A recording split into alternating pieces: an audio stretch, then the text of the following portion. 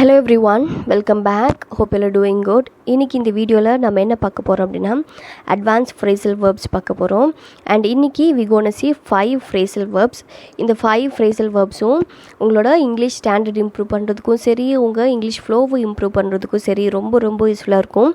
அதே மாதிரி நீங்கள் இப்போ ஒரு அட்வான்ஸ் வீடியோக்காகவோ இல்லை ஒரு அட்வான்ஸ் கண்டென்ட்காகவோ நீங்கள் பார்த்துட்டு இருந்தீங்கன்னா and this video is for you. இப்போ நம்ம பார்க்க போகிற ஃபர்ஸ்ட் ஃப்ரேசல் வேர்ப் என்ன அப்படின்னா பிரேக் டவுன். இந்த பிரேக் டவுன் அப்படிங்கிற இந்த ஃப்ரேசல் வேர்ட் நமக்கு ரெண்டு வகையாக நமக்கு மீனிங் தருது. ஒன்று என்னென்னா, இப்போ ஒரு மிஷினரி பற்றி நம்ம பேசும்போதோ இல்லை ஒரு திங்ஸை பற்றி நம்ம பேசும்போதோ நாம் அப்போது இந்த பிரேக் டவுன் அப்படிங்கிற இந்த ஃப்ரேசல் வேர்ப் நம்ம யூஸ் பண்ணலாங்க. அண்ட் செகண்ட் ஒன் என்னென்னா, இப்போ ஒரு பீப்புள் பற்றி நம்ம பேசும்போது அப்போ இந்த பிரேக் டவுன் அப்படிங்கிற இந்த வேர்ட் நமக்கு யூஸ் ஆகும். அது எப்படி நான் சொல்கிறேன் பாருங்கள்.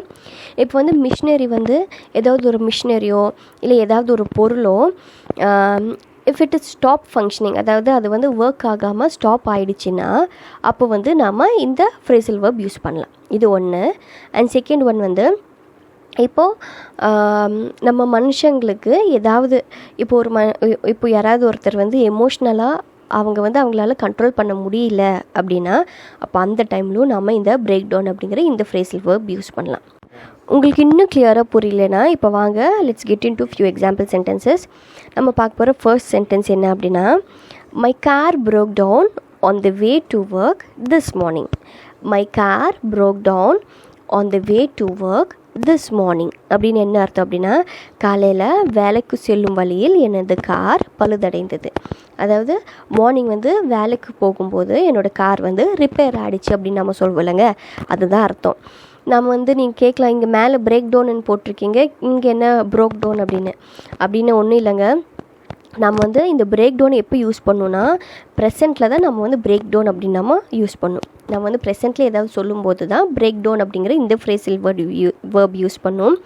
அதே மாதிரி பாஸ்ட்டில் நடந்த ஏதாச்சும் ஒரு விஷயத்தை நம்ம எக்ஸ்பிளைன் பண்ணும்போது நம்ம அதோட பிரேக்கோட பாஸ்ட் டென்ஸை தான் நம்ம யூஸ் பண்ணணும், அதாவது ப்ரோக் டவுன் அப்படின்னு நம்ம யூஸ் பண்ணணும். ஓகே, ஸோ இந்த சென்டென்ஸில் நம்ம என்னோடய கார் ஃபங்க்ஷன் ஆகிறது நின்று போச்சு, அதாவது ரிப்பேர் ஆகிடுச்சு அப்படின்னு சொல்கிறதுக்கு தான் இந்த சென்டென்ஸில் நம்ம ப்ரோக் டவுன் அப்படிங்கிற இந்த ஃப்ரேசல் வேர்ப் நம்ம யூஸ் பண்ணியிருக்கோம். Okay clear? வாங்க இப்போது செகண்ட் சென்டென்ஸ் என்னென்னு பார்க்கலாம். செகண்ட் ஒன் பாருங்கள். She broke down in tears when she heard the news. She broke down in tears when she heard the news அப்படின்னு என்ன அர்த்தம் அப்படின்னா, செய்தியை கேட்டதும் அவள் கண்ணீர் விட்டு அழுதாள். அந்த செய்தியை கேட்டதுமே, அந்த நியூஸை கேட்டதுமே அவள் ரொம்ப அழுதா அப்படிங்கிற அர்த்தம்.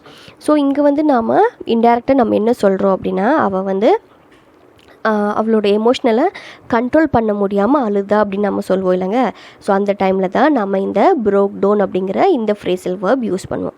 ஏன் ப்ரோக் டவுன் யூஸ் பண்ணியிருக்கோம்? ஏன்னா நம்ம பாஸ்ட்டில் நடந்ததை பற்றி நம்ம சொல்கிறோம் இல்லைங்க, எக்ஸ்பிளைன் பண்ணுறோம். ஸோ அதனால் இங்கே ப்ரோக் டவுன் அப்படிங்கிற அதோட பிரேக் டவுனோட பாஸ்ட் டென்ஸை நம்ம யூஸ் பண்ணுவோம். Okay clear? இப்போ வாங்க நாம் செகண்ட் ஃப்ரேசல் வேர்ப் என்னென்னு பார்க்கலாம். அந்த second phrasal verb is call of.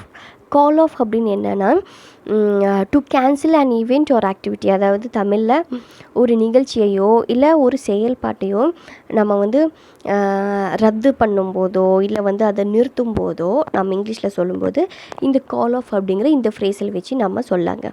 இப்போது கீழே இந்த எக்ஸாம்பிளை பாருங்கள். they decided to call off the meeting due to bad weather. They decided to call off the meeting due to bad weather அப்படின்னு என்ன அர்த்தம்? மோசமான வானிலை காரணமாக கூட்டத்தை ரத்து செய்ய அவர்கள் முடிவு செய்தனர்.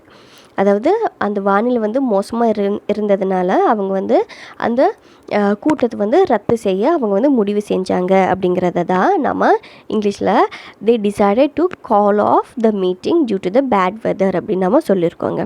ஓகே, அண்ட் இந்த செகண்ட் சென்டென்ஸை பாருங்கள். the concert was called off because the singer was ill. The concert was called off because the singer was ill அப்படின்னு என்ன அர்த்தம்? பாடகருக்கு உடல்நிலை சரியில்லாததால் கச்சேரி நிறுத்தப்பட்டது. அந்த சிங்கருக்கு உடல்நிலை அவருக்கு சரியில்லாததா அந்த கான்சர்ட், அதாவது என்னென்னா கச்சேரி நிறுத்தப்பட்டது அப்படின்னு நம்ம சொல்லியிருக்கோங்க. ஸோ இந்த செகண்ட் ஃப்ரேசல் வேர்பில் நம்ம என்ன பார்த்துருக்கோம் அப்படின்னா கால் ஆஃப் அப்படின்னா தமிழில் நம்ம எப்போ எல்லாம் ரத்து செஞ்சிட்டாங்க இல்லை நிறுத்திட்டாங்க அப்படின்னு நம்ம சொல்வோமோ அப்போ வந்து நம்ம பேசிக் இங்கிலீஷில் என்ன சொல்வோம், ஸ்டாப் அப்படிங்கிற அந்த வேர்ட் நம்ம யூஸ் பண்ணுவோம். நீங்கள் இன்னும் கொஞ்சம் ஸ்டாண்டர்டாக நீங்கள் பேசணுன்னா அந்த ஸ்டாப் அப்படிங்கிறதுக்கு பதிலாக நீங்கள் வந்து என்ன சொல்லலாம் அப்படின்னா கால் ஆஃப் அப்படிங்கிற இந்த ஃப்ரேஸில் வேர்பை வச்சு நீங்கள் பேசலாங்க. ஓகே, அண்ட் இந்த செகண்ட் ஒன் கிளியர்னு நினைக்கிறேன். இப்போ வாங்க நம்ம தேர்ட் ஃப்ரேஸில் வேர்ப் என்னன்னு பார்க்கலாம். இப்போ நம்ம பார்க்க போகிற தேர்ட் ஃப்ரேஸில் வேர்ப் என்ன அப்படின்னா கேரி ஆன் அப்படின்னு என்னென்னா டு கண்டினியூ டூயிங் சம்திங், அதாவது ஏதாச்சும் நம்ம செஞ்சுட்டே இருக்கிறதுக்கு தான் நம்ம வந்து கேரி ஆன் அப்படிங்கிற இந்த ஃப்ரேஸில் வேர்ப் நம்ம யூஸ் பண்ணுவாங்க. அண்ட் இந்த ஃபியூ எக்ஸாம்பிள் சென்டென்ஸை பாருங்கள். ஃபர்ஸ்ட் ஒன் என்னென்னா they carried on the conversation as if nothing had happened. They carried on the conversation as if nothing had happened. அப்படின்னு என்ன அர்த்தம் அப்படின்னா எதுவுமே நடக்காதது போல் அவர்கள் வந்து தங்கள் உரையாடலை தொடங்கினர். அதாவது மேபி அவங்க வந்து முன்னாடி சண்டை போட்டிருப்பாங்க, ஆனால் இப்போ வந்து எதுவுமே நடக்காத மாதிரி அவங்க வந்து அவங்களோட கான்வர்சேஷனை வந்து அவங்க தொடங்குறாங்க அப்படிங்கிறத வந்து நம்ம இந்த சென்டென்ஸில் எப்படி சொல்லலாம், they carried on the conversation as if nothing had happened அப்படின்னு நம்ம சொல்லாங்க. ஓகே, அண்ட் இந்த செகண்ட் சென்டென்ஸை பாருங்கள். The workers carried on working through the night to meet the deadline. The workers carried on working through the night to meet the deadline அப்படின்னு என்ன அர்த்தம் அப்படின்னா அந்த காலக்கெடு பூர்த்தி செய்ய அவர்கள் வந்து இரவு முழுவதும் வேலை செய்தனர். அதாவது அந்த டெட்லைன் ஒரு குறிப்பிட்ட நேரத்துக்குள்ளே அந்த ஒர்க்கை வந்து முடிக்கணுங்கிறதுக்காக அவங்க வந்து நைட் ஃபுல்லாக ஒர்க் பண்ணிகிட்டே இருந்தாங்க. ஓகே, ஸோ இன்றைக்கி நம்ம பார்த்த இந்த தேர்ட் ஃப்ரேஸ் என்ன அப்படின்னா கேரி ஆன் அப்படின்னு என்னென்னா நம்ம வந்து தொடர்ச்சியாக ஏதாச்சும் நம்ம செஞ்சிட்டே இருக்கிறதுக்கு தான் நம்ம வந்து கேரி ஆன் அப்படிங்கிற இந்த ஃப்ரேஸில் வேர்ப் நம்ம யூஸ் பண்ணுவோம். Okay, clear? இப்போ வாங்க நம்ம ஃபோர்த் ஃப்ரேஸில் வேர்ப் என்னென்னு பார்க்கலாம்.